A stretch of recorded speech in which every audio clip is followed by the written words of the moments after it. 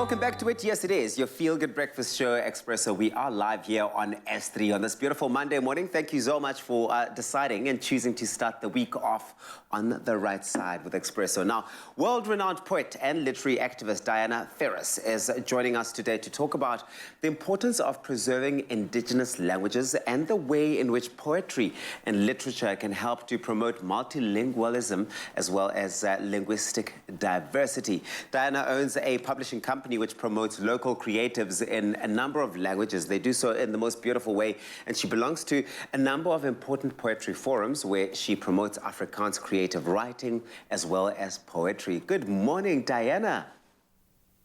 Good morning, Tabiso. Thank you so much for having so good me. to see you.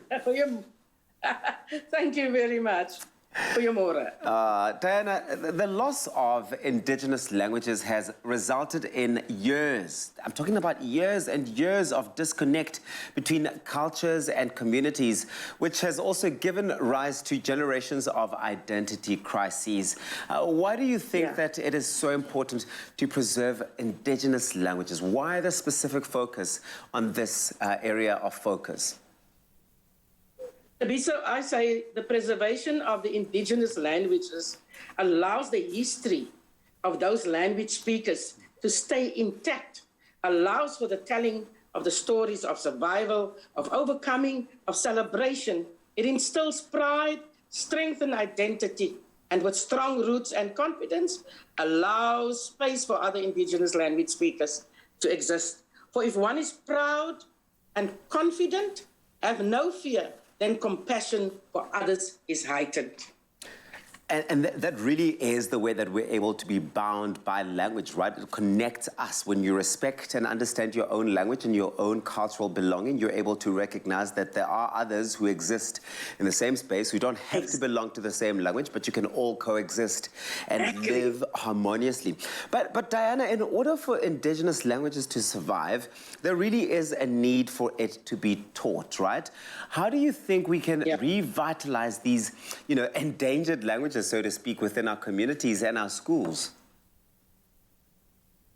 One thing that I saw was that little ones from, preschool education, if we can put our little ones, already in a multilingual setup, then the little ones learn each other's language. I have an example of where little ones in Worcester were going to a township educational facility there. And they spoke, as little ones, they spoke isiXhosa fluently. So we can already start there.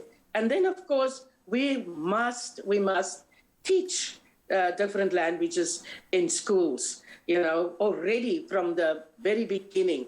And as writers, I feel that we should write in our mother tongue. And government must be there to help with translations so that we can get accustomed to each other's languages. I, for one, try to use different languages in my writing, even if it's just one line. But, the respect for each other's languages, that is most important. And just the realization, as you said to me, so that we live in a multicultural, multilingual society, and we must be sensitive to that. And no, overpowering. When the colonialists came there, the conquest was to annihilate everything, the culture, the languages of the indigenous people. And I say that the preservation of indigenous languages is already an act of resistance. And there really is such a beauty to learning your own mother language. It is such a beautiful thing. I mean, I reflect and think back to when I was in primary school, learning Matlhasedi Asetswana and learning Kenros van die Aarde, for example.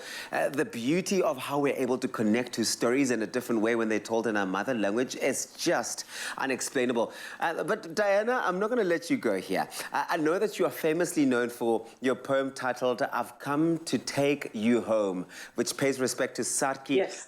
Bartman. Your poem became, you know, the catalyst for the return of her remains from the French government. How important do you think that poetry and literature is in terms of promoting linguistic diversity? And maybe while you do that, it'd be so beautiful for you to share that poem with us. We, as I said already before, we need to write and read in our indigenous languages, in our home languages. So, and you want me to do the Sarah Bartman poem?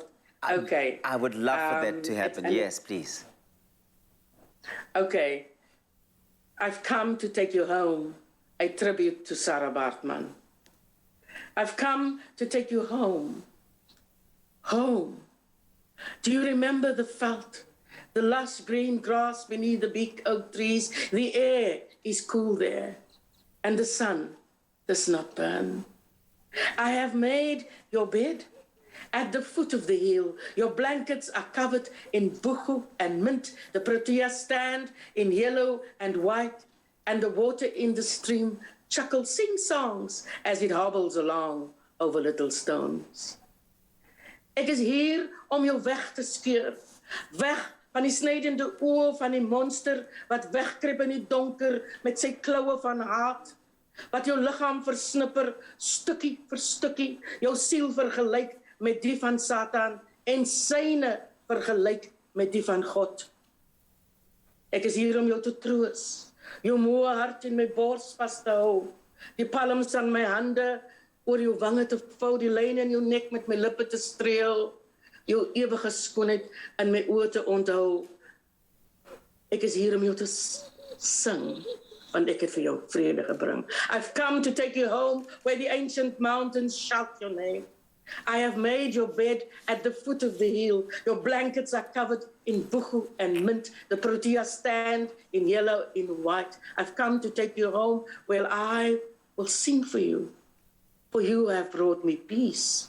For you have brought us peace.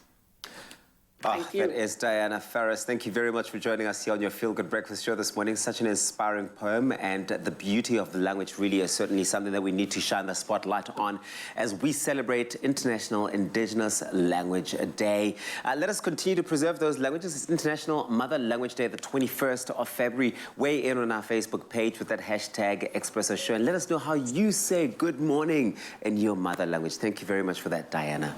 Time for the news now.